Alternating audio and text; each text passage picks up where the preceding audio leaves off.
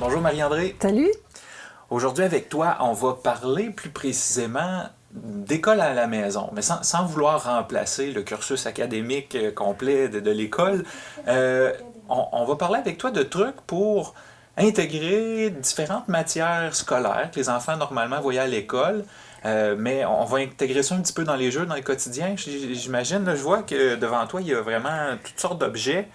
Donc, de quelle façon, toi, tu procèdes pour amener les jeunes à garder le contact avec le français, les mathématiques, l'anglais, etc.?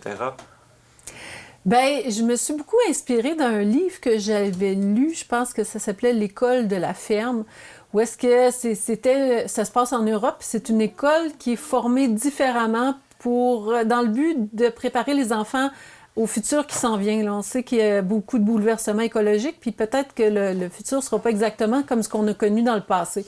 On vit un premier gros bouleversement ces temps-ci. Puis les enfants vont avoir besoin de savoir les matières scolaires, mais aussi les habiletés manuelles là, qu'on a mis de côté peut-être pendant quelques dizaines d'années. Fait que comment ça fonctionne dans cette école-là, c'est qu'on y va par projet. On pense que naturellement, les enfants ont le désir d'apprendre et que quand ils sont lancés sur quelque chose qui les passionne, ils peuvent en faire pendant des heures et même pousser très, très loin dans un sujet à la fois. Puis des choses que des fois... ce qui est difficile à faire pour les enseignants à l'école parce qu'ils ont 30 enfants à gérer et puis là, chacun a des intérêts différents, puis ils n'ont pas le choix de fonctionner avec ce que le gouvernement leur propose comme cheminement. Mais quand on a la chance d'être à la maison comme ça, bien, on peut permettre aux enfants de partir sur leur passion, sur un domaine qui les intéresse beaucoup. Fait que dans le fond, j'ai réorganisé la maison pour avoir plein de matériel qui peut stimuler, éveiller ces désirs-là, ces passions-là. J'ai fait le tour de ce que j'avais comme livre, comme cahier, comme activité, puis même avec un regard plus agrandi, parce qu'il y a des choses qui peuvent ne pas sembler être du matériel éducatif, puis que finalement, on peut le détourner. Je vais donner un exemple concret, là. Ici, j'ai un petit livre qui ont depuis plusieurs années 800 blagues, devinettes et charades pour les enfants.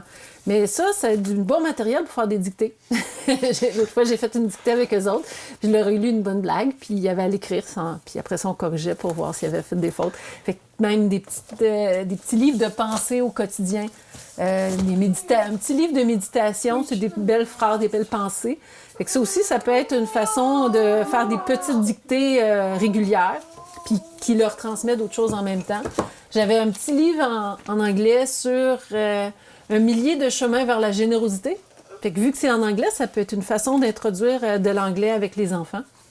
Fait que, toutes sortes, un casse-tête, là, que les enfants avaient reçu quand ils étaient jeunes, avec les provinces du Canada. Fait que là, c'est une façon de faire de la géographie.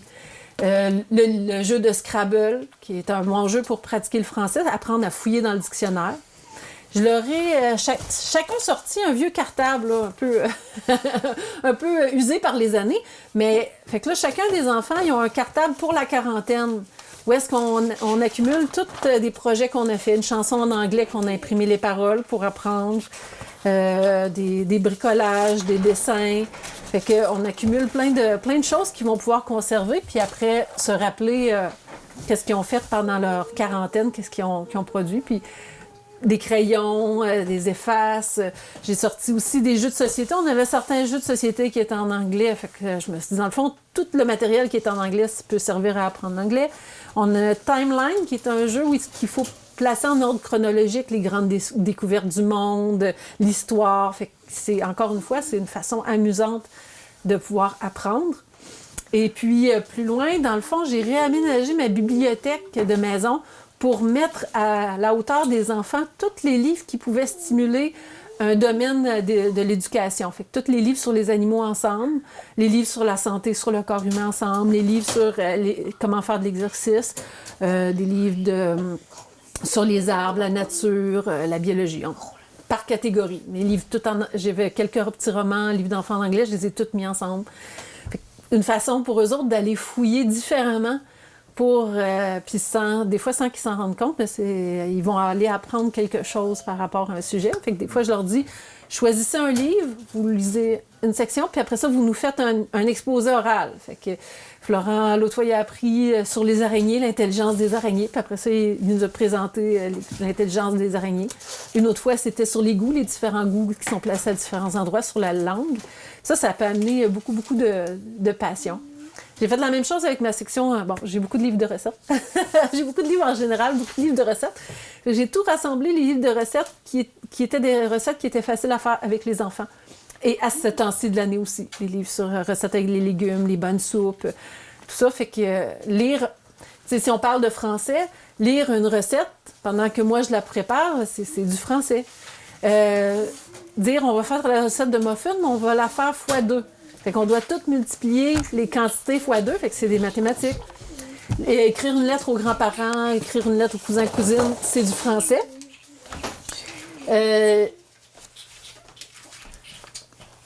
Là, je dois avouer que ma curiosité est piquée en ce moment. Ouais. Parce que là, je vois devant toi un conteneur rempli de rouleaux de papier de toilette. Puis, on a vécu au Québec une espèce de papier de toilette gate, là. Donc, j'imagine que ça peut servir. Il y a des idées de jeux de bricolage qui viennent avec ça. Si vous allez sur Pinterest, vous allez trouver énormément d'idées de bricolage à faire avec du papier de toilette. On peut coller des petits bâtons de petits bouts de branches de dehors là, avec de la colle chaude, faire des porte-crayons avec ça, faire un endroit, là, si on les assemble toutes, pour ranger les petites voitures. Les utilités sont infinies. Mais moi, j'ai accroché particulièrement sur un projet qui peut s'appliquer dans un cours de biologie. Fait qu'on prend le papier toilette, puis on va plier le dessous du papier toilette pour le fermer. On va remplir ça de terre, et là, ça devient des contenants à semis. Là, je sais que pour l'instant, Maurice Bélanger est encore ouvert. On peut acheter du terreau, des semences. Ça peut être un super beau projet de biologie à faire avec les enfants et qui va se concrétiser cet été en faisant un petit jardin avec les petites plantes. Et puis, comme on sait que dernièrement, il y a eu beaucoup d'anxiété face aux étalages d'épicerie qui étaient plutôt vides, bien, ça peut être intéressant de commencer à penser à faire son jardin.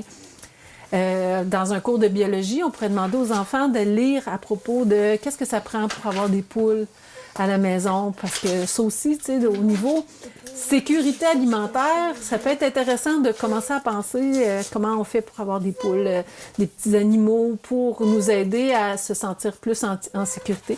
Fait que c'est un exemple de cours de biologie qui est pratique, qu'on peut mettre en application. Au niveau des mathématiques, des jeux de société où on compte l'argent, comme le Monopoly, chaque jeu où on compte l'argent ou bien on compte les points, c'est des mathématiques. Faire son budget, les petites cartes addition-multiplication, là, ça, c'en est une qui avait été achetée au Dollarama il y a très, très longtemps, mais on peut s'en faire maison, des petites cartes d'addition-multiplication avec la réponse en arrière, puis on peut se faire des petites compétitions de ça. Il y a beaucoup de jeux sur Alloprof là, de maths, de calcul. On peut le faire avec des dés aussi. On brasse les dés, puis là, ça donne 2 chiffres. On fait, ça fait 2 fois 4, ça fait combien? Puis il y a toutes sortes de façons. On peut ouvrir le dictionnaire au hasard. Ça, c'est un jeu que j'aimais bien quand j'étais jeune. Trouver le mot. Et puis là, mettons, c'est l'enfant, il ouvre le dictionnaire, il pige sur un mot. Puis là, les autres membres de la famille doivent découvrir c'est quoi la signification de ce mot-là. Ensuite, l'anglais, les paroles de chansons, écouter un film en anglais, se dire des petites phrases quotidiennes en anglais. La biologie, elle est en apprendre plus sur les animaux qu'on a à la maison, sur comment faire pour en prendre soin, c'est quoi leurs besoins. Faire des sorties en nature, observer les petits écureuils, les traces au sol.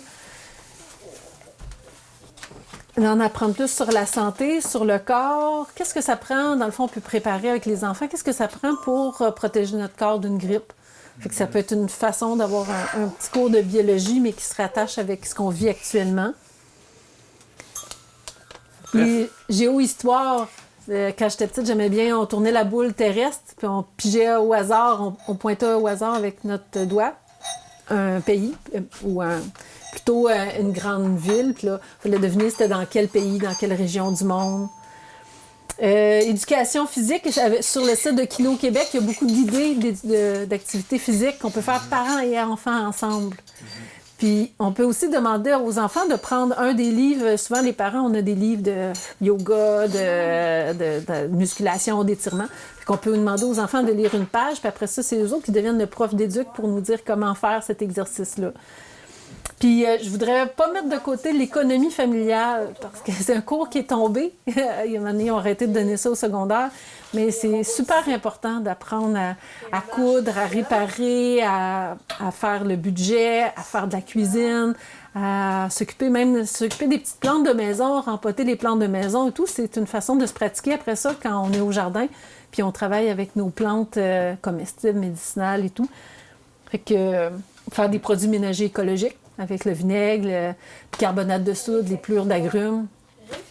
Donc, il y a beaucoup de trucs aussi à développer, puis ça sera probablement l'objet d'une autre chronique, mais des trucs pour être un peu plus autosuffisant. On parle de produire ses produits ménagers, faire ses semis, préparer son jardin, etc. J'imagine qu'il y a plein d'autres choses à transmettre aux enfants de puis ce côté-là. Moi, j'en parle au niveau personnel avec mes intérêts à moi. Là, les exemples que je vous ai donnés, c'est surtout avec mes intérêts à moi, mais un papa ou un grand-papa qui est à la maison avec ses enfants pourrait leur montrer à construire une cabane d'oiseaux, plus à côté menuiserie, réparation, plomberie, que moi, j'ai pas nommé parce que moi, c'est moins naturel pour moi, mais on peut y aller avec nos talents, avec nos intérêts à nous pour orienter les enfants vers des compétences. En bout de ligne, c'est une super de belle opportunité qu'on a de leur transmettre plein de connaissances puis plein de choses aux enfants. Oui, ça nous semble une période extrêmement difficile, mais des fois, je me dis que pour eux autres, dans leurs souvenirs, quand ils vont être adultes, ça va peut-être être la plus belle période de leur vie. Là-dessus, Marie-André, je vais te remercier pour tout ce que tu nous as donné comme truc aujourd'hui. Puis je sens qu'on va se revoir bientôt pour apprendre d'autres choses. Merci. Merci.